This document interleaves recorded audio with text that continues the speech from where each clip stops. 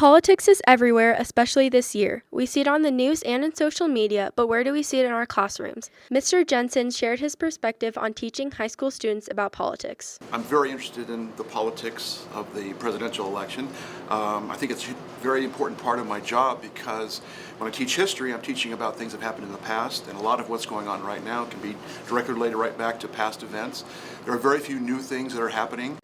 As a U.S. history teacher, Jensen tries to educate his students as much as possible, dedicating various classes throughout the year to keep them updated on the 2016 elections. But why should we care? What does politics mean for us? Politics is actually the driving force for almost everything that we do.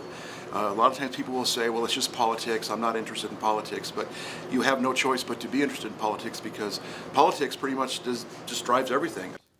Teachers like Mr. Jensen do an excellent job at showing how politics connects to our own lives, but connecting politics to our Jesuit education is a different story. Mrs. Weiss spoke from a theological perspective on how we should view the elections. I think a great question is, how would Jesus vote?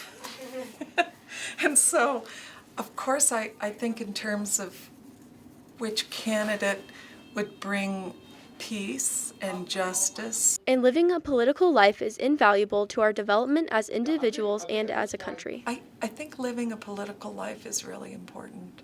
So any way we can be informed now and care now is really important to the way our country works. If we don't take a stand, then anybody can stand on us, right? This is Mary Emmerling and Bryn Stevens for RJTV.